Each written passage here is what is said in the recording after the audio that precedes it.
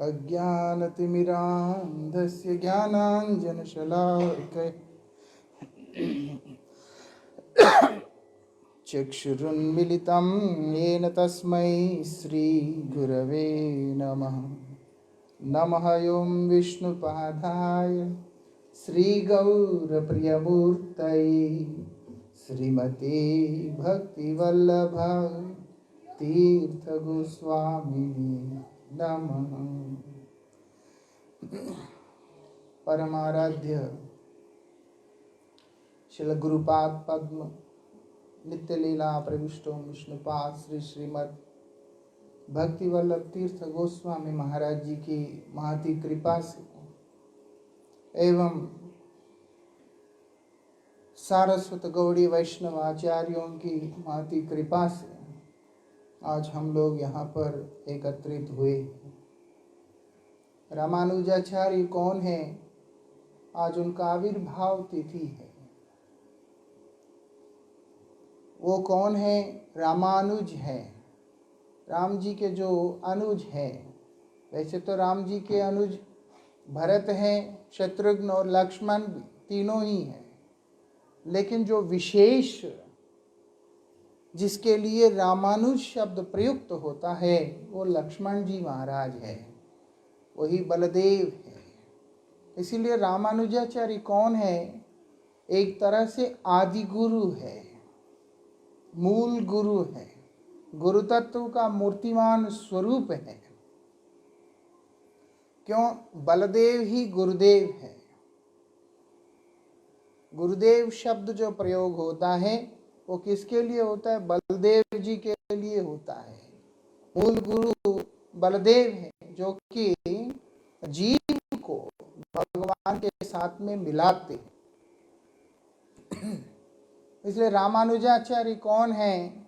वही बलदेव प्रभु ही, वही लक्ष्मण ही श्री रामानुज आचार्य बन के प्रकट हुए हैं। ये कहाँ प्रकट हुए हैं? परमबदूर में। और नाम हुआ था इनका लक्ष्मण देशिक। ऐसा लक्ष्मण देशिक नाम हुआ था। जो लोग साधारण व्यक्ति नहीं होते हैं, प्रकांड विद्वान परिवार के होते हैं, वो लोग देशिक होते हैं। ऐसे वैसे नहीं, ब्राह्मण नहीं हो। और जिस समय रामानुजाचार्य का प्रादुर्भाव हुआ था उस समय अद्वैत सिद्धांत का बहुत ज़्यादा प्रभाव था। आदि शंकराचार्य जी का जो मत है अद्वैतवाद, उसका बहुत ज़्यादा प्रभाव था। और ये उस समय प्रकट हुए। अभी रामानुजाचार्य जी महाराज लक्ष्मण देशिक, उनका भाई भी है, उनका नाम था गोविंद। ये और लक्ष्मण देशिक दोनों ही क्या करते हैं? यादव प्रकाश नाम का जो पंडित है, विद्वान, साधारण व्यक्ति नहीं है, वो भी बहुत बड़ा विद्वान है। उनके यहाँ पर जाके पढ़ाई करते हैं। यादव प्रकाश कौन है? भयंकर अद्वैतवादी है। अद्वैतवादी मतलब बोलते हैं जो जीव है वही ब्रह्म है और कुछ नहीं है, सब एक है। इस तरह के विचार रख के चलते हैं। रामानुजाचार्य श्री लक्ष्मण देशिक उनके यहाँ पर जाके पढ़ाई करते थे। होता है जो महापुरुष होते हैं वो ऐसा नहीं है कि अचानक बन गया। जीवन में बदलाव जरूर आ सकता है हर व्यक्ति का। ये वो लोग नहीं हैं जिनके जीवन में अचानक बदलाव आ गया। बाल्यकाल से ही ये लोग महान होते हैं। छोटे से बच्चे हैं, जब गुरु के पास जाकर शिक्षा ग्रहण कर रहे हैं, सेवा कर रहे हैं गुरु का, उस समय वो सुनते हैं वहाँ पर कि यादव प्रकाश एक भगवान के आंखों का रूप का वर्णन करते हुए बोलते हैं, क्या बोलते हैं, वो शब्द क्या है, और बोलते भगवान के जो आंख किस प्रकार से हैं, जो वानर है आंख, और बोलते जो कपी कौन है, बंदर, वानर का आसन किस प्रकार से होता है, और बोलते वो जो रंग में हैं, बोलते ऐसे तो उनके आंख है, उनकी लालिमा जो है। ये सुनना था, उनकी आंखों में पानी आना शुरू हो गया। कोई बोले ठाकुर जी की आंख कैसे हैं, अगर कोई ऐसा शब्द बोलता है भक्त कैसे सहन कर सकता है, ये तो रोने लगे। यादव प्रकाश पूछते हैं, क्या घर में कोई अशुभ हुआ है, कोई ऐसी दुर्घटना घट गया? बहुत फर्क होता है, ये चर्चा का विषय नहीं है, लेकिन बहुत लोग यहाँ आके घायल उल्टे सीधे बातें, तुम चोर है, लंपट है, फलाना, तेरा मुंह जो है शराब से भी ज्यादा वो है, कैसे कैसे कैसे, हाँ, ऐसे ऐसे निकृष्ट शब्द भगवान के लिए प्रयोग करते हैं। और हमने देखा है यहाँ लोगों को बड़ा मजा आता है, उन्होंने लेकिन जो शुद्ध भक्त होता है उनके हृदय में ये शब्द तीर की तरह चुभते हैं। रामानुजाचार्य जी महाराज ऐसे महान विभूति है, बचपन से ही भगवान के नाम पे होते हुए दुराचार को देखते हुए उनका हृदय जो है दग्ध होता जा रहा है। क्या करते हैं वो रो रहे हैं, बोलते क्या हुआ, बोलते आपने जो दृष्टांत दिया वो अच्छा नहीं। बोलते तुम बोल सकता है, बोलते हैं हाँ। क्या बोलते हैं, बोलते हैं जो सूर्य के किरणों को पान करके जो पल्लवित हो रहा है, कमल के फूल है ना, जो कमल पुष्प है वो सूर्य किरणों को लेकर,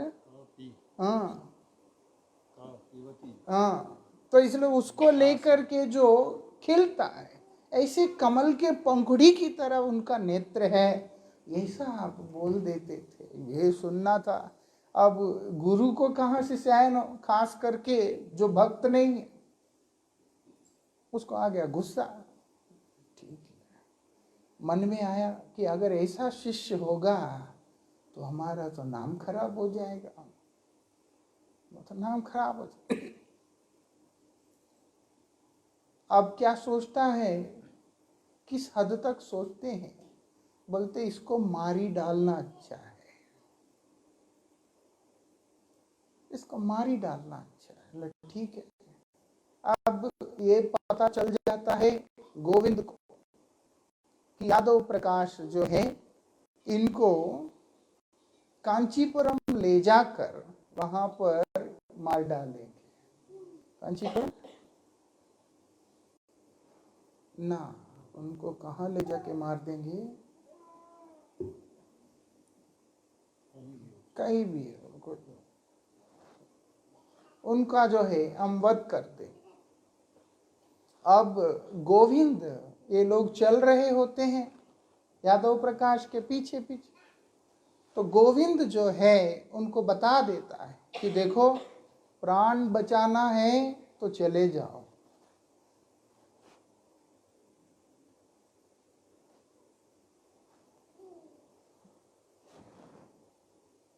हम ज्यादा समय लेंगे नहीं भैया, दया करके कोई फोन प्रयोग ना करें। हाँ ये बात है। अब जो है क्या कहते हैं, वो बोलते हैं अगर जाना है तो जल्दी चले जाओ। ठीक है, तो अब रामानुजाचार्य जी, लक्ष्मण देशिक उधर से उस स्थान को छोड़कर वापस भागे आते हैं। वापस आते हैं, घर पहुंच जाते हैं।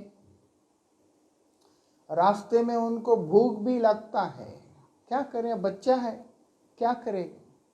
तो एक भगवान स्वयं लक्ष्मी नारायण ही एक शिकारी और उनका धर्मपत्नी बनकर जंगल में मिलते हैं। उनसे वो लेकर के जल ग्रहण करके जीवन निर्वाह करते हैं।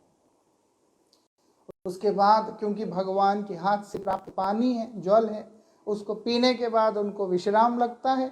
वो उठ के देखते हैं, थोड़ी देर के बाद कांचीपुरम के नज़दीक में वो पहुंच जाते हैं अपने स्थान में। उनका बाल्यकाल में ही पितृवियोग होता है, पिताजी बचपन में ही शरीर छोड़ देते हैं, माता के साथ में रहते हैं। यादव प्रकाश के सामने उनके साथ में विद्या का अध्ययन करते थे, लेकिन भगवान के बहुत बड़े भक्त रहे हैं। यमुनाचार्य जी का विशेष कृपा पात्र है। अब जब यादव प्रकाश जी वापस लौट के आए, देख लिया कि बच्चा इधर ही है, उनके अंदर डर हो रहा था। डर होता है, क्या होता है डर, कि ये जो है घर में बता ना दिया हो, लेकिन पता चलता बताया नहीं, फिर वो जाके गुरुकुल में उनके साथ अध्ययन करने लगते हैं। इस समय उनका मन में इच्छा होता है कि मेरा प्रभाव जो है, मेरा प्रभाव जो है ये बच्चे को दिखाना जरूरी है।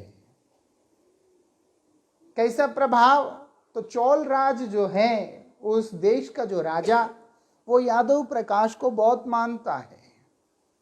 इसीलिए जब उनकी बेटी को भूत पकड़ता है, लोगों को लगता है भूत प्रेत आजकल होते क्या, क्यों नहीं होते, आत्मा नित्य तो होता ही।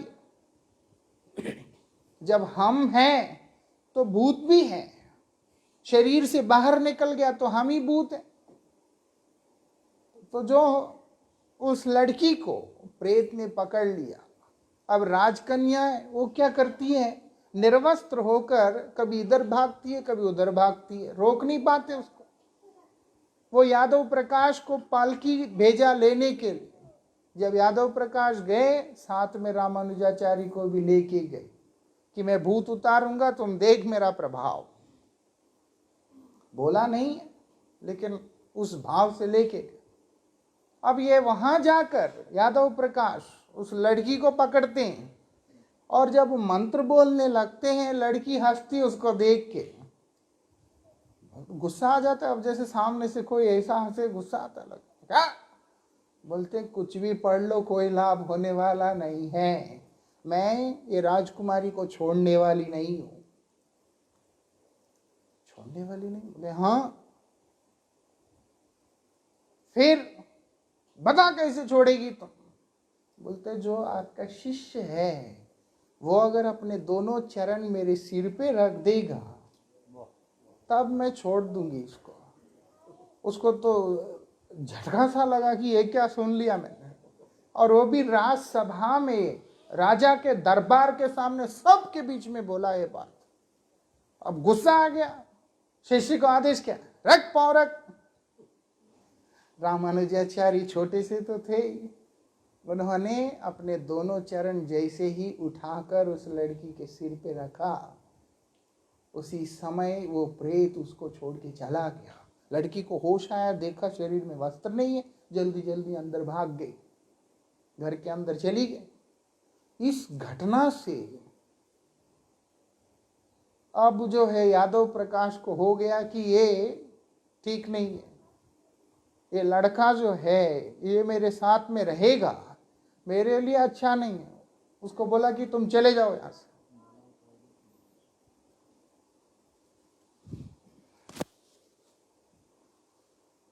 ये लड़के को बोला कि तुम जो है चले जाओ।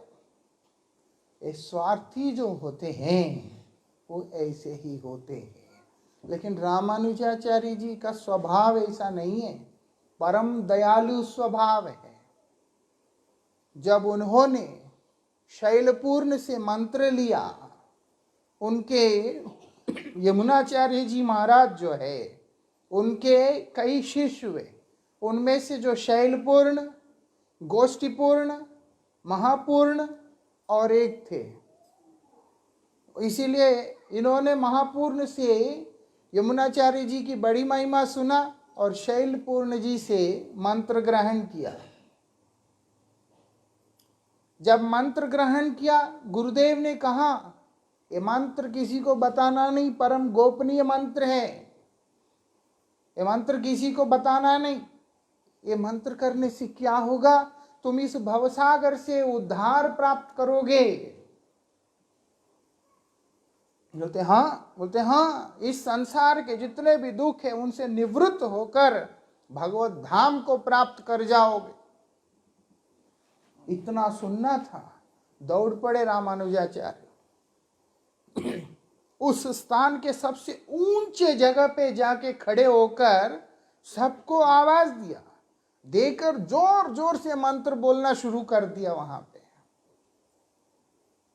ऐसा उनके गुरु भाई नाराज हो गए, बोले ये क्या किया है, गुरुजी ने क्या कहा तो तुमने क्या किया।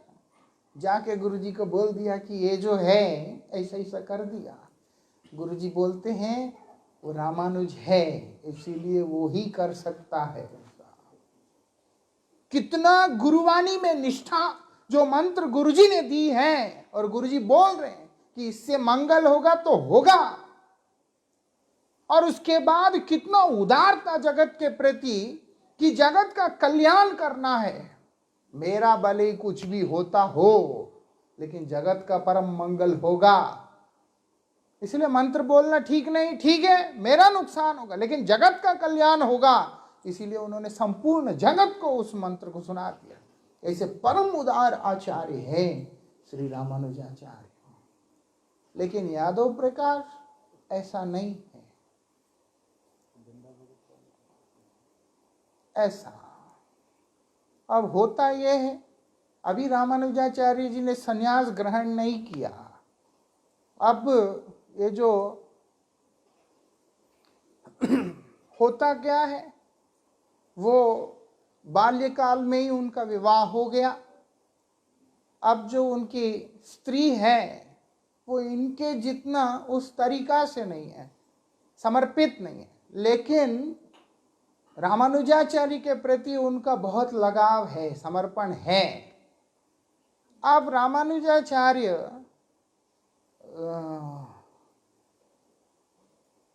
तिरुपति रामानुजाचार्य रंगनाथ जी का जो स्तुति है उसको अक्सर श्रवण करते हैं और जिन महापुरुष के साथ में बैठकर श्रवण करते हैं, उसकी महिमा कीर्तन करते हैं, वो उच्च कुल के नहीं थे। तो एक समय ऐसा हुआ कि रामानुजाचार्य जी ने उनको अपने घर बुलाया। घर बुलाकर बोलते हैं कि प्रसाद ग्रहण करना। और वो महात्मा जिस समय रामानुजाचार्य जी घर में नहीं थे उस समय वहाँ पधारते। रामानुजाचार्य की जो स्त्री है, लक्ष्मण देशिक की जो स्त्री है, उन्होंने क्या किया, वो उनके लिए प्रसाद परोसती है, सब कुछ करती है, सेवा करती है और उनके प्रसाद ग्रहण करने के बाद पतल उठा के बाहर फेंक देती है। सारा बचा हुआ भोजन जो है दान कर देती है। जगह पूरा गोबर से लेप करके सारे बर्तन धो धा के फिर रसोई शुरू करती है। ये घर आके देखते हैं, बोलते हैं कि देखो मैंने भक्त को निमंत्रण किया, अभी तक तुम्हारा रसोई शुरू नहीं हुआ तो सेवा कैसे करेंगे। बोलती है आप चिंता ना करें, वो आए थे, मैंने उनको भोजन प्रसाद इत्यादि सब देकर विदा कर दिया। इतना सुनना था उनके हृदय के अंदर, मानो जैसे तीर चला दिया। क्यों? क्योंकि वो जानते हैं भक्त का उच्चिष्ट का विशेषता क्या है। वो चाहते थे कि मैं सामने रहूं और उसके बाद जो उनके भुक्त अवशेष है प्रसाद उसको मैं प्राप्त करूं। लेकिन उन्होंने वैष्णव में जाति बुद्धि देखकर इन्होंने क्या किया कि वो सब उठा करके बाहर कर दिया। ये बात उनको चुभ गया। साधु का जाति नहीं पूछा जाता है। एक चौपाई भी है, जाति न पूछो साधु की पूछ लीजिए ज्ञान, मोल करो तलवार का पड़े रहने दो म्यान। ऐसा ऐसा ही है। तो इसलिए उन्होंने, महापुरुष है भाई, और एक भक्त ही भक्त को पहचान सकता है, मूर्ख क्या पहचानेगा। इसलिए आचार्य जी जानते हैं बात को। जब देखा कि भक्त का अपमान हमारे गृह में हुआ, उनके हृदय में यह भाव आ गया कि मुझे गृहस्थ आश्रम का परित्याग करना है। लेकिन शांत है अभी। एक ब्राह्मण आया, भिक्षा मांगता है, तो वो डांट के भगा देते, चले। बोलते कोई बात नहीं। ये पीछे से जाके चिट्ठी लिख देते उनके पिताजी के नाम से, और चिट्ठी दे करके घर भेज देते हैं। वो सुना देते कि पिताजी ने बोला बेटा घर में शुभ कार्य है, जल्दी पहुंचो। और रामानुजाचार्य आते बोलते हैं घर में शुभ कार्य है, पिताजी ने कहा जल्दी आओ, बेटी को होता ही है मायका जाना, इतना खुशी। वो क्या करती है, जाने के लिए तैयार होती है, तो आचार्य जी हमारे रामानुजाचार्य क्या करते हैं, उनके सारे कपड़े बांध करके दे देते कि कपड़े सब ले जाओ। बोलते सारे कपड़े क्यों ले जाओ, वहां तुम्हें धोने की जरूरत नहीं पड़ेगा, रोज एक एक बदलना, जब वापस आ जाएगी तब धो देना। लगे अच्छा, सारे गहने ले जाओ। पूरा घर खाली कर दिया, सब देकर 2 सेवक देके लड़की को घर भेज दिया। और जैसे ही वो घर से जाती है, उसी समय यत्याश्रम स्वीकार कर लिया। तब उनका नाम पड़ा जगत गुरु श्री रामानुजाचार्य जी महाराज। विशिष्टाद्वैत सिद्धांत का प्रचार किया। ये लक्ष्मी जी की परंपरा से, जैसे हमारा ब्रह्मा जी की परंपरा से, ये भगवान ने ये ज्ञान 4 लोगों को दिया, ब्रह्मा, लक्ष्मी, रुद्र और सनत कुमार। उनमें से लक्ष्मी जी की धारा से आए हुए ये महान आचार्य है। संन्यास को स्वयंभू प्रकट किया उन्होंने। किसको गुरु मानकर? यमुनाचार्य जी को गुरु मानकर, क्योंकि यमुनाचार्य जी ने कहा था कि उसको जो है रामानुज को मेरे पास लेके आओ। तो इसीलिए जब वो शैलपूर्ण के साथ में ही जब यमुनाचार्य जी को मिलने गए, वो मिलने से थोड़ा समय पहले ही उन्होंने शरीर छोड़ दिया। इतना मन में दुख, इतने महान आचार्य यमुनाचार्य, और उनको दर्शन करने के लिए जब वहां पहुंचा, वो क्या देखते हैं, उन्होंने शरीर छोड़ दिया और 3 उंगली ऐसे हो रखा है ऐसे। सब किसी को समझ नहीं आया 3 उंगली का मतलब क्या है। रामानुजाचार्य क्योंकि समर्पित शिष्य गुरु की हर क्रिया को समझ जाता है, वही उसका विशेषता है।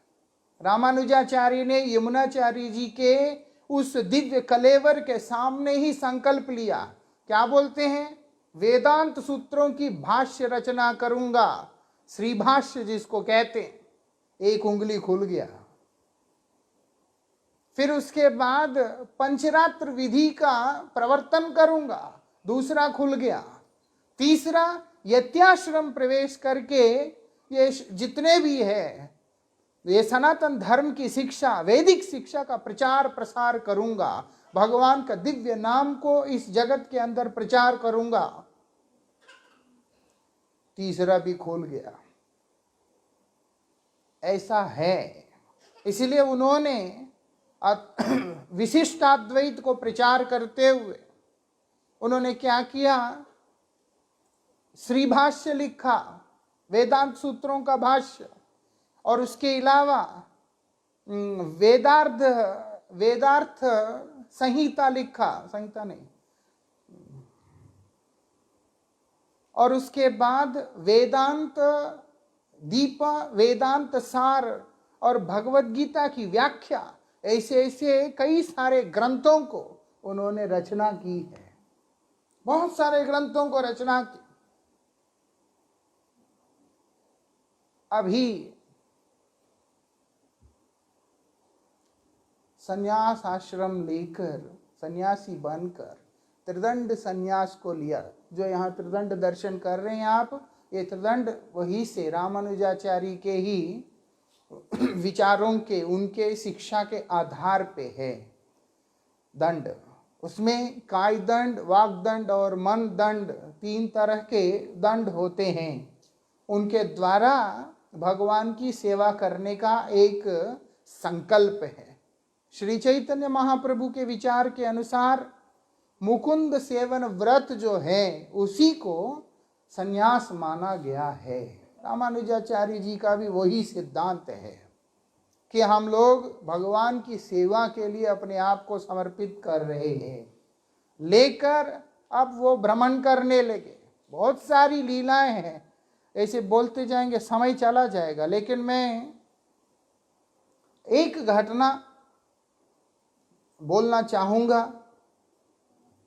कि रामानुजाचार्य जी का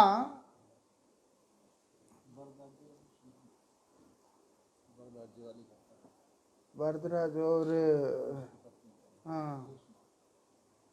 उनका बड़े सरल भक्त रहे हैं। उनके भक्त बड़े सरल रहे हैं। और उनमें से एक ऐसा मठवासी था जिसको कुछ नहीं पता, सिर्फ गुरु का आज्ञा पालन करना ही पता है। गुरु आज्ञा पालन करना ही उनका एकमात्र काम था। अब एक समय क्या होता है, सारे शिष्यों के मन में आता है कि बहुत समय तक मठ में रह के थक गए हैं, तो इसीलिए कुछ घूमने जाना चाहिए गुरुजी के साथ। ऐसा अब हम बहुत दिन से घूमते, हम थक गए, लगता है कि आश्रम में जाना चाहिए। तो जो उनके मन में आया कि हमको अभी गुरुजी के साथ घूमने जाना चाहिए। रामानुजाचार्य पूछते हैं, विग्रह का सेवा कौन करेगा? बोलते ये कर लेगा। एक सरल सीधा सा भक्त बोलते अच्छा ठीक है। रामानुजाचार्य क्या करते हैं, उस ब्रह्मचारी को बुला के बोलते हैं, भगवान का सेवा करना पड़ेगा, क्योंकि सारे गुरु भाई मेरे साथ यात्रा पे जाएंगे। बोलते मुझे तो सेवा करना आता नहीं। बोलते चिंता नहीं, जैसा तुमको लगता है ऐसे उनको लगता है, आत्मवत सेवा करना। बोले ठीक है। अब सब तैयारी कर दिया, सारा कुछ हो गया, सब चले गए। रात को तो जो था दूध वगैरह सब भोग लगा दिया। अगले दिन सुबह उठा, गुरुजी तो चले गए सेवकों को लेके, ये अकेला। अगले दिन सुबह उठा, उठ के क्या करता है, नहा धो लिया, मंदिर को खोलकर 4 लोटे वहां पे रख दिया और एक एक दातून रख दिया। राम, लक्ष्मण, जानकी मैया और हनुमान जी 4 है वहां, रख दिया उधर और बैठा है। बोलते जाइए जंगल में जाइए। भाई कहाँ जाएंगे वो पता ही नहीं बेचारे को। बोलते मुझे जरूरत पड़ता है, मुझे जाना पड़ता है, उनको भी जाना पड़ता है। बैठा है उधर, जाइए। जाना पड़ा। क्यों? गुरुदेव के वचनों के ऊपर विश्वास करके सेवा की। और रामानुजाचार्य जी ने कह दिया कि भगवान का बेटा तुम सेवा करना, वो तुम्हारा सेवा स्वीकार करेंगे। आने के बाद मिश्री जो भी था लगा दिया। अब जो है रसोई करना है, सामान नहीं मठ में, सब ले गए, सब खत्म, कुछ भी नहीं हुआ। क्या बनाएगा? परेशान। हनुमान जी ब्राह्मण बनकर सामान लेके आए हैं। अब रसोई कौन करेगा? रसोई कौन करेगा? मां सिया जी स्वयं आकर रसोई कर रही है। कौन सा भाग्य है? वो गुरु का ही कृपा है, नहीं तो व्यक्ति है एक, लेकिन गुरुनिष्ठा और गुरुदेव ने कहा और उसी का प्रभाव है। माँ सीता जी आके रसोई करती है और वो ब्राह्मण रूप में हनुमान जी सब सामान लेके आते हैं और ये थाली ले जाके उनके आगे रख देते हैं। अब सीता माता का रसोई कभी शेष होगा? वो तो अन्नपूर्णा है, भंडारे लग गए वहां पे। और इधर रामानुजाचार्य गए हैं शिष्यों के साथ, एक भी व्यक्ति ने उनका स्वागत नहीं किया। सब शिष्य साथ जाने वाले हैरान होकर देख रहे कि ये क्या हुआ, क्योंकि गुरुजी नहीं चाहते हैं, गुरुजी नहीं चाहते। इसीलिए रामानुजाचार्य का ये विशेषता रहा है, वो जैसे चाहते हैं सामने से ऐसा ही होता है। वो नहीं चाहते, इसीलिए घूम घूम के कहीं ना खाने को मिलता है ना कुछ मिलता है। शिष्य बोलते इससे अच्छा तो मठ ही ठीक है। इसीलिए साहब बोलते गुरुजी वापस मठ चलते हैं। बोलते और नहीं घूमना? बोलते नहीं अब मठ चलते हैं। जब मठा के देखते हैं कि भीड़ लगा हुआ है, क्या है? बोलते भंडारे चल रहे हैं रोज, जो कहीं पहले हुआ ही नहीं था। ऐसे ऐसे शिष्य रामानुजाचार्य जी के हैं। और रामानुजाचार्य जी का एक शिष्य और है इनमें से, उनका नाम है वरदराज। बहुत अच्छा ब्राह्मण है। उनके स्त्री का नाम है, मुझे नाम स्मरण नहीं है। वो दोनों बहुत बड़े भक्त हैं, गांव के सरल सीधे लोग हैं। और एक बात है, रामानुजाचार्य जी शिष्यों के साथ में चल रहे हैं, रास्ते में देखते एक अजगर सांप पड़ा हुआ है अजगर जिंदा है, और चींटियां जितने भी कीड़े छोटे छोटे वो सब उस अजगर सांप को नोच नोच के खा रहे हैं, मरा नहीं है अभी। वो पूछते हैं कि गुरुजी ये क्या है? बोलते पता समझ नहीं आया? बोलते ना, ये तो वही गुरु है जो लोगों को ठगता था। जिन शिष्यों को ठगा वही लोग सब कीड़े मकोड़े चींटी विंटी बनकर नोच नोच के खा रहे हैं उसको। ऐसा उन्होंने दिखाया इस चीज को। ऐसा लग सकता है हर कर्म का एक प्रतिक्रिया होता है। जो भी गुरु शिष्य को सिर्फ गलत रास्ता दिखाता है और उसको पतित करता है, भगवान की सेवा में लगने नहीं देता है, उन सब का शेष में वही दशा होने वाला है। नोच नोच के खाएंगे उसको, क्योंकि इसने उन लोगों की श्रद्धा को नोच नोच कर अपना जेब भर लिया। ऐसा अब वो जो हो वो ब्राह्मणी, वो लोग इतने सरल हैं, बहुत सरल प्रकृति के। बार बार कहती गुरुजी को कि आप कृपा करके मेरे यहां पधारो, मेरे सेवा स्वीकार करो। रामानुजाचार्य जी कहते थे बेटा मैं आऊंगा तो साथ में और गुरु भाई भी आएंगे, तुम इन लोगों को कहां पर व्यवस्था कर पाएंगे, तुम्हारे लिए कठिन हो जाएगा। ऐसा नहीं कि मैं तुम्हारे पास आना नहीं चाहता, लेकिन तुम्हारे लिए मुश्किल होगा। बोलते नहीं गुरुजी आप कृपा करके आइए, कृपा करके आइए। बोले ठीक है। एक दिन कृपा हो ही गया। रामानुजाचार्य जी महाराज उनके गांव में पहुंच गए। पति घर में नहीं है। ये आई, देखा अरे गुरुजी आए, क्या कर्तव्य है, ये आज की तरह नहीं है ना प्लान प्रोग्राम करके ऐसे आसन डालो, ये डालो, सजाओ या कुछ करो, ये सब तो वहां उस समय है नहीं। अतिथि के रूप में आते थे, बिना किसी तिथि का कभी भी आ जाते। अब जब अचानक गुरुदेव सामने खड़े हैं, अस्थिर हो गई, क्या करें? आसन दिया। कहां पर? घर के आंगन में घास के ऊपर। तृण का आसन है जो घास के ऊपर बैठे हुए आचार्य जी, इतना महान। अब सेवा करें, कुछ भी नहीं है खिलाने के लिए। वो शिष्या, वो माता कैसी आचार्य है और उसी स्तर की शिष्या भी है। क्या करती है? अपने आप को बेच के आती है। कल्पना कर सकते हैं कोई? अपने आप को एक तरह से बेच ही दिया। किसको? उसी गांव का एक जमींदार है जिसके वो माता के प्रति दुर्बुद्धि, वासना का भाव है।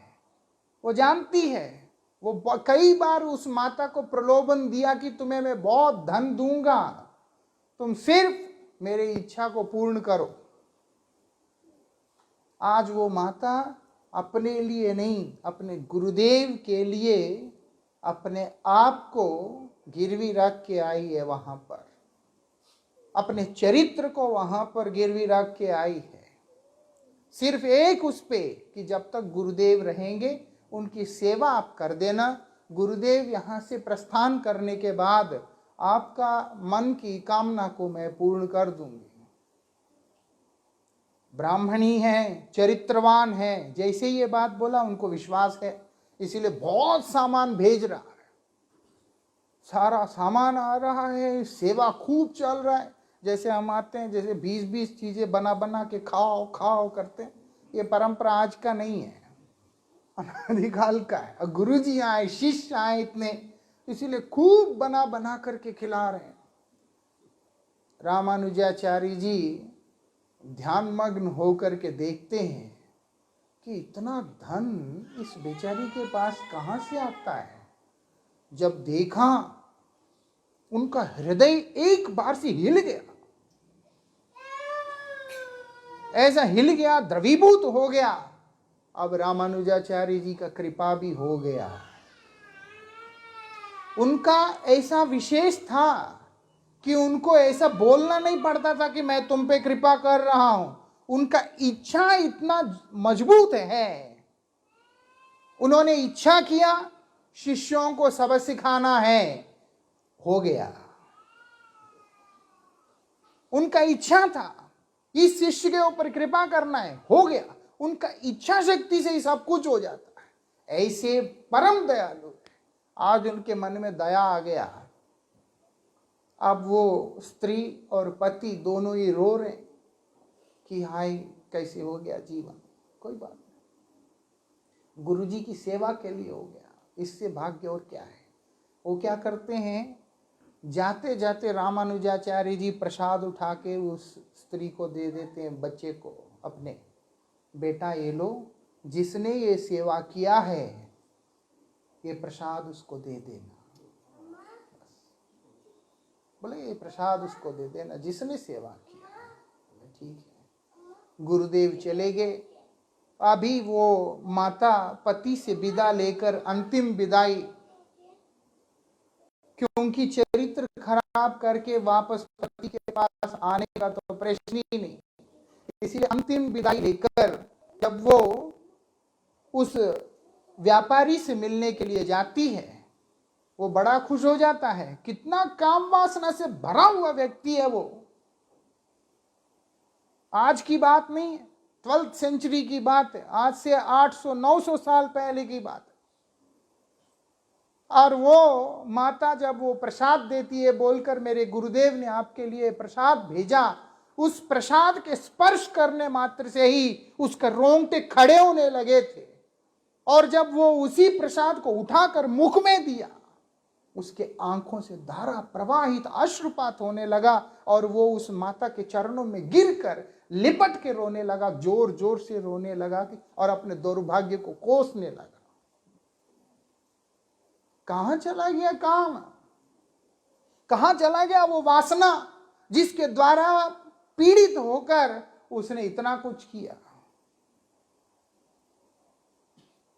ये रामानुजाचार्य जी का व्यक्तित्व है। उसका चेहरा भी नहीं देखा, सिर्फ मन में आया और उन्होंने उसके ऊपर वही बैठे कृपा कर दिया। और उसी का प्रभाव ऐसा है कि वो व्यक्ति का जीवन पूरी तरह से बदल गया। ऐसे हैं वो। कोई भी किसी भी प्रकार से दीन भाव से अगर उनके चरणों में उपस्थित होता है तो उन्होंने उसके ऊपर कृपा कर ही देना। उनके शिष्य जब उनको समाधि देते हैं, समाधि में जाने के बाद फिर सिद्धांत को लेकर चर्चा हो जाता है। सिद्धांत को लेकर चर्चा हो जाता है। हर जगह रामानुज का, हर जगह उनके परंपरा के लोगों का हाथ जोड़ा हुआ मुद्रा में रहता है। लेकिन जब सिद्धांत को लेकर चर्चा हुआ, वो समाधि को तोड़कर उसके बीच में से निकल के ऊपर आते हैं। और सिद्धांत का सामंजस्य करते हैं। उसके बाद शिष्य प्रार्थना करते कि गुरुदेव आप कृपा करके रह जाइए। बोलते ठीक है। फिर ज्ञान मुद्रा में वहां पर ऐसे जाके बैठ गए। महाराज श्री और मैं, हम दोनों श्रीरंगम गए थे और वहां पर वहां उनको मूलवर कहते हैं। वहां पर वो मूल स्वरूप है उनका।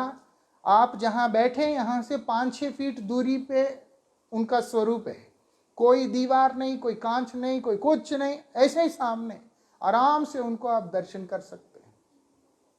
और कब से हैं? 800 साल से वो शरीर अभी भी ऐसा का वैसा ही रखा। ऐसा यूक्रेन हम गए थे, वहां पे भी 400-500 ऐसे देखा, लेकिन बाहर नहीं है कुछ भी, और भी ज्यादा होंगे। वो जो है क्रिश्चियन जो साधु हैं उन लोगों के हैं, बहुत ज्यादा है। लेकिन भारती माने ने भी देखा होगा, वो कांच के डिब्बे में, जब गए थे आपके साथ, वो कांच के डिब्बे के अंदर वो सील पैक होकर के रहते हैं। लेकिन रामानुजाचार्य जी का ऐसा नहीं है, और उसमें कई सारी चीजें इस्तेमाल होता है। हमने पूछा रामानुजाचार्य जी के वो कलेवर में क्या लगाते हैं आप? बोलते कुछ नहीं। वो शरीर को ऊपर क्या लगाते हैं? बोलते कुछ नहीं। उनके आविर्भाव और तिरोभाव उत्सव से पहले एक बार चंदन का पतला सा लेप लगाते, बिल्कुल पतला लेप। फिर हमने पूछा इतने साल से जो चंदन लगा रहे हैं, सूख के कुछ तो गिरता होगा, कुछ तो चंदन का पापड़ी निकलता होगा, कुछ तो गिर जाता होगा। अगर आप ऐसे करके हमें थोड़ा दे दे, बड़ी कृपा होगी। बोलते हैं महाराज हम दे ही नहीं सकते। बोले क्यों? बोलते आज तक उनके शरीर से एक इतना भी गिरा ही नहीं है। ऐसा है, उनके शरीर से इतना भी आज तक बोलते गिरा ही नहीं नीचे। और ऐसा नहीं कि कहीं दूर रखा है और हमें दिखता नहीं, सामने है। बोलते नहीं गिरा, क्या कर, कहां से दे? शरीर से तो निकाल के दे नहीं सकते। ऐसा उनका वो है। हाँ, सब दिखता है। नहीं अब नहीं बढ़ते, लेकिन ये है कि है, वो दिखाई देता है। शिखा बढ़ती नहीं, कुछ नहीं बढ़ता। ऐसा तो जो हो ऐसे दयालु है। एक और था, बड़ा कामुक था, पत्नी को देख के चलता था। ये क्या करते हैं, उसको सीधा बोलते हैं तो मंदिर में आओ, आया। बोलते भगवान को देखो, मन तो नहीं उसका, क्योंकि वो पत्नी को देखता है। पहलवान था, बड़ा शरीर था ऐसे, ये देखो ये जैसा है, इसका बाजू ऐसा, जैसे ऐसा पहलवान था। वो तो इससे भी ज्यादा था, लंबा था, अच्छा खासा शरीर था। और वो एक हाथ से छतरी लेके दूसरे हाथ से पंखा करता अपने पत्नी के मुंह पे, ताकि कोई मक्खी हुई ना आके बैठ जाए उस पे। ऐसा था, इतना पॉजिटिव था, उल्टा चलता है ऊपर से, सीधा भी नहीं। और श्रीरंगम में जो रंगनाथ जी का मंदिर है, उसके उस तरफ और इस तरफ कावेरी नदी है। तो आचार्य जी अपने शिष्यों के साथ कावेरी नदी में स्नान करके जब आ रहे हैं, इसको देख लिया। बोले ये क्या है? आप सोचिएगा, सामने से इतने महान आचार्य आ रहे हैं, उसको डर नहीं है। क्यों? कामातुरानाम न भयम न लज्जा। काम में डूबा हुआ, उसको क्या शर्म है, क्या डर है? कुछ नहीं। लेकिन संत को दया आ जाता है। बलदेव जी दया के मूर्ति हैं, लक्ष्मण जी दया के मूर्ति हैं, ऐसे ही रामानुजाचार्य हैं, क्योंकि उनका ही स्वरूप है। क्या करते हैं, उसको बोलते हैं मंदिर में आओ, आएगा नहीं। इसीलिए उसको ना बोलकर पत्नी को बोला कि बेटा मंदिर में आना शाम को। इतने बड़े आचार्य ने बुलाया, मना कैसे करें, आ जाएंगे। ये मंदिर के सामने वो आके खड़ी है, ये उसको छतरी कर रहा है और पंख कर है। रामानुजाचार्य ने बोला छतरी पर रख। ऐसे इस टोन में तो नहीं बोला, लेकिन उन्होंने कहा कि छतरी को उधर रख दो, रख दिया। और बोलते हैं भगवान को देखो, हाथ जोड़ो। बोलते हैं बोलो, शांताकारम भुजगशयनम पद्मनाभम सुरेश। बोल दिया ये मंत्र, और रामानुजाचार्य जी ने रंगनाथ जी को देख के बोल दिया कृपा कर दो इस पे। रंगनाथ जी को देख के बोल दिया, और कितना बड़ा विग्रह है, आप ऐसे देख नहीं सकते, आपको ऐसे देखना पड़ता है क्योंकि एक ही दरवाजा है और लंबा सा विग्रह है। विग्रह बना के मंदिर बनाया या मंदिर क्या किया वो तो भगवान जाने, हो तो कुछ मतलब कह नहीं सकते। ऐसा तो है नहीं कि 3 टुकड़े में बना के अंदर ले जाके चिपकाया, ऐसा भी नहीं। विग्रह पहले बना दिया लगता है, फिर चारों तरफ जो है दीवार बनाते बनाते मंदिर बनाए, कुछ तो किया। 7 द्वार वाला मंदिर, इतना बड़ा मंदिर, और उसके अंदर एक बार घुसने के बाद आपको लगेगा नहीं कि हम आधुनिक भारत में हैं। वहां पर सिर्फ वेद मंत्र कीर्तन ये वो चारों तरफ वही चल रहे होते हैं, एक नगर बस गया उसमें। अभी क्या करते हैं, अंदर जाके बोलते दर्शन करो, और रंगनाथ जी को बोल दिया कि इस पे कृपा कर देना। वही मुहूर्त था, रंगनाथ जी का कृपा दृष्टि जैसे ही उस धनुर्दास नाम का पहलवान के ऊपर हुआ, वो अपने स्त्री को कहता है कि कौन सा घर, कौन सी पत्नी, कौन सा घर और कौन सा पत्नी। अरे अभी तो 2 मिनट पहले तो तुम छतरी पकड़ के पंख कर रहे थे। कृपा ऐसा होता है कि एक क्षण के अंदर, एक मुहूर्त के अंदर जीवन पूरी तरह से छिन्न विच्छिन्न हो जाता है। ऐसे महान आचार्य है। उसके बाद जीवन भर वही घेरे में रहते हुए वो रामानुजाचार्य जी का और रंगनाथ जी का खूब सेवा किया, इतना सेवा किया, विशेष करके रंगनाथ जी के श्री विग्रह को अलंकृत करने के लिए जितने भी फूल मालाएं लगते बड़े बड़े, वो सब सेवा वही करते थे। विग्रह बहुत बड़ा है, उनका हार भी मोटे मोटे लगते हैं, और अगर दक्षिण में जाएंगे आप तो वैसे ही भारी भारी और मोटे मोटे हार पहनाते हैं, और 1-2 हार नहीं, इतने सारे हार वही लोग बनाते हैं, वही उनका प्रधान सेवा था। और धनुर्दास के कंधे पे हाथ रख के कावेरी नदी में स्नान करने जाते। हम इतने ब्रह्मचारी हैं, हम लोगों को तो बुलाते नहीं, उसको बुला लेते हैं, वो तो गृहस्थी है, कामुक आदमी है।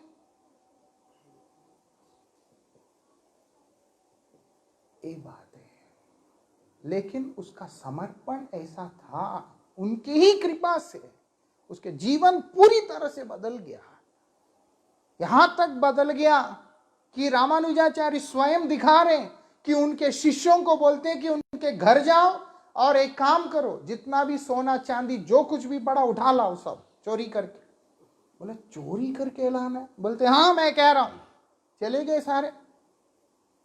बोलते यहां तक कि पता ना हो उसका जो हेमांबा के शरीर में जो कुछ भी है वो भी उठा ले। ठीक है, पति घर में नहीं है, माता लेटी हुई है, जो अलमारी में था सब उठाया।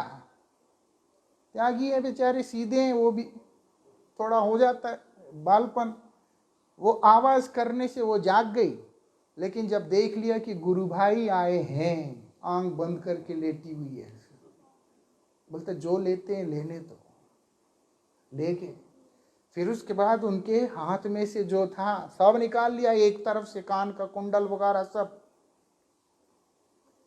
और उसके बाद वो क्या करती, करवट लेती है, उनको लगता है कि उठ गई, वो भाग जाते हैं। अभी सब लाकर रामानुजाचार्य जी के आगे रख देते हैं। अब रामानुजाचार्य कहते कि जाके देखो उनके घर में क्या चल रहा है। ये लोग जाके छिप के देखते हैं, तो ये जो धनुर्दास है वो आके हेमांबा से पूछते हैं, ये क्या हुआ तुम्हारा, एक तरफ गहने हैं एक तरफ कुछ नहीं है, ये क्या सजावट है? वो कहती कि ऐसे गुरु भाई आए थे, वो लोगों को शायद जरूरत पड़ा होगा, खोल खाल के ले गए, जब तक मैं इधर करवट लिया ये भी ले लें तब तक वो लोग चले गए। इतना सुनना था, उसको आ गया गुस्सा। किस पे? कोई कह सकता है किस पे आया गुस्सा? आप लोगों की कल्पना में भी नहीं आएगा। अपने पत्नी पे आया। चुपचाप पड़ी रहती, अपने आप ले लेते थे, तुम हिला इसीलिए वो लोग डर के चले गए, ले नहीं पाए। तुमको मतलब गहनों में इतनी आसक्ति है, अरे जो ऐसा स्वभाव वाला आदमी ऐसे हो गया। बोलते हाँ, रामानुजाचार्य का कृपा ऐसा ही होता है भैया, यही विशेषता है। वो क्या किया उन्होंने, सारा गहने उतरवाया, कपड़े में उठाया, ले जा करके गुरुजी के आगे रख के बोलता है, ये नहीं बोला कि गुरुभाई ले गए, ये बोला कि कुछ गहने घर में बचे हुए थे गुरुदेव, हम सोचा आपकी सेवा में समर्पित कर दें, और ले जाके वहां रख के प्रणाम करके चला गया। यही विशेषता है, कैसे भी आदमी को बदल देते हैं, पाषाण को जीवित कर देते हैं। उनका शिष्य था कुरेश, उन बाद में उनका नाम हुआ कुरुत्तालवार। रामानुजाचार्य जी के कपड़े पहन के चोलराज के सामने चला गया। जब ये तर्क वाद विवाद चल रहा था, वो लोगों को पता चल गया तो उन्होंने उनका आंख भी उखाड़ दिया। फिर भी उनकी गुरुनिष्ठा के साथ सेवा किया। बाद में जब रामानुजाचार्य जा रहे थे, वो कुरेश जो है कुरुत्तालवार, उन्होंने प्रार्थना किया, मैं किसके साथ अपने मन की बात करूंगा, मुझे तो आपकी ज़रूरत है। बोलते मेरा ज़रूरत है, चिंता मत करो, मूर्ति बनाओ। प्रकट रहते हुए जीते जी अपना मूर्ति बनवाया। नहीं, वो विग्रह हम दर्शन नहीं कर पाए। कुरुत्तालवार जो है मंदिर के घुसते राइट साइड में है। हाँ, वो तो उनका शिष्य, उनका स्थान है, लेकिन वो विग्रह जो उनको दिया वो श्रीरंगम में नहीं है। अभी वो क्या करते हैं, विग्रह स्थापना करके स्वयं को उस विग्रह में स्थापित कर रहे हैं। कौन कर सकता है भैया, कोई साधारण आदमी कर सकता है? खुद को उस विग्रह में स्थापित कर रहे हैं, और कुरेश को बोलते हैं, कुरुत्तालवार को, जब भी मुझसे बात करने का इच्छा हो, ये मैं ही हूं, तुम इससे बात कर लेना। और वो विग्रह कुरेश के साथ में हमेशा वार्तालाप करता ही रहा है। वो उनका द्वितीय कलेवर बन गया था, देह बन गया था। ऐसा है रामानुजाचार्य। आज उनका आविर्भाव तिथि है। ऐसे महान आचार्य जगत को बहुत कुछ दिया। उन्होंने ही जितना भी पूजा परिपाटी का जो विधि है, जो पूरे भारत में चलता है, वो सब उनका ही देन है। जो पंचरात्र विधि से जो लोगों को ठीक से पूजा करना आता है, जो लोग पूजा करते हैं, वो सब रामानुजाचार्य जी का ही देन है। उसके पहले लोग पूजा तो करते थे, लेकिन विधि को पूरी तरह से वो करके नहीं चलते थे। वो जब पूरे भारत भ्रमण करते करते जगन्नाथपुरी पहुंचे थे, वहां पर नहीं चला, लेकिन ये बात आप लोग समझ जाना, जगन्नाथपुरी पहुंचे रामानुजाचार्य, वहां पंडों को देखा। अक्सर लोग गर्म हो जाते हैं, पंडे जो है प्रणामी मांगते हैं, ये करते हैं वो करते हैं, और साफ नहीं रहते, गमछे में रहते हैं, ऐसे रहते हैं। लोगों के मन में रहता है कई तरह के विचार। अब रामानुजाचार्य जी जगन्नाथपुरी पहुंचे। पहुंचने के बाद देखा यहाँ सेवा तो इतना उनको अच्छा नहीं लगा। सारे पंडों को उठाया, बोला चल बाहर, सबको बाहर कर दिया, और अपने शिष्यों को वहां लगाकर साफ सुथरा करके बढ़िया सा सेवा करना शुरू कर दिया। होता क्या है, जगन्नाथ जी बोलते हैं रामानुजाचार्य को, देखो तुमने बहुत सेवा किया, हमको बड़ा अच्छा लगा, लेकिन पूरी छोड़ दो। उनको लगा नहीं नहीं, बोलते नहीं, क्यों? पंडा रो रहे हैं वहां पर। पूरी के पंडों का एक विशेषता है, वो जगन्नाथ के अलावा किसी को कुछ समझते ही नहीं है। और जगह पे फिर भी थोड़ा खिचड़ी मिल जाता है, लेकिन उत्कल के जो लोग हैं, विशेष करके जो 36 प्रकार के जो पंडा परिवार है, उनको 36 नियोग कहते हैं। वो लोग जगन्नाथ के 36 प्रकार के सेवाओं में रहते हैं। वो लोगों का कैसा भी काम हो, उनका प्राण जगन्नाथ ही होते हैं।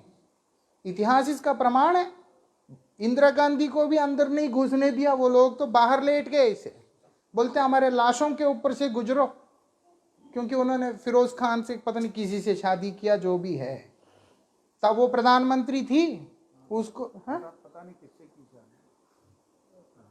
है ना, जिससे भी। अब हम इतिहास में कमजोर हैं। जो इंदिरा गांधी को नहीं जाने दी। नाक फूट गया था उसका, हाँ, नाक फूट गया था। ऐसा वो लोगों का निष्ठा जगन्नाथ के प्रति अद्वितीय है। और एक बार सुना एक महात्मा, हाँ, रामानुजाचार्य को थप्पड़ तो नहीं मारा, लेकिन क्या किया, रामानुजाचार्य जी को बोला कि तुम जो है ये मंदिर छोड़ देना, और माने नहीं, सो गए।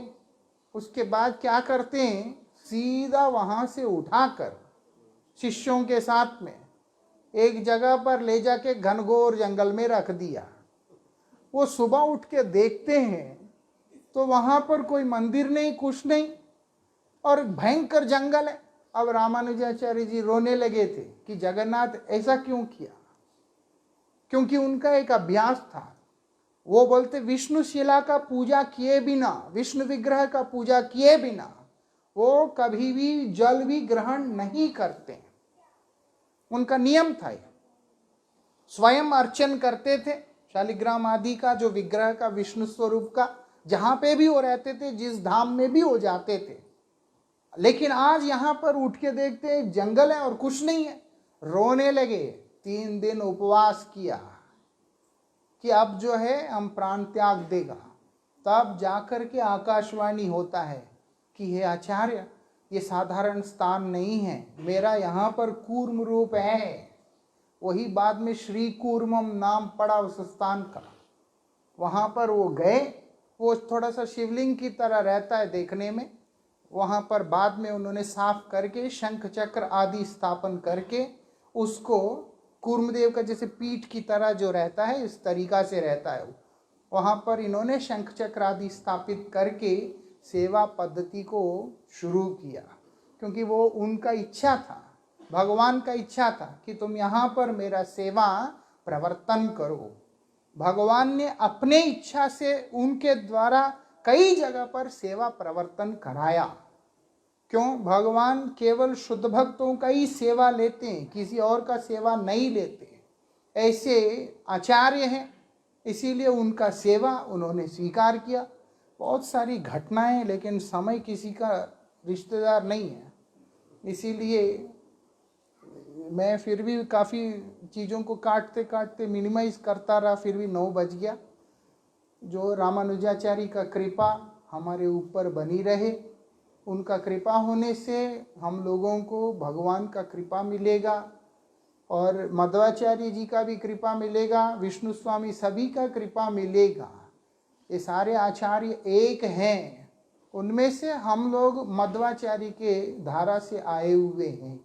इसलिए रामानुजाचार्य जैसे उदार और कृपालु परम वैष्णव आचार्य उन्हीं का देन है। उन्होंने अद्वैतवाद को सबसे पहले सामना किया। उसके बाद जैसे जैसे चलते चलते क्रम में आगे बढ़ते बढ़ते श्री चैतन्य महाप्रभु की धारा में अचिंत वेदाभेद जो तत्व है वो प्रकाशित हुआ। हम लोग उसको पालन करते हुए चल रहे हैं। गुरुदेव हम सब पर कृपा करें, आचार्य सब हम पर कृपा करें। हरे कृष्ण।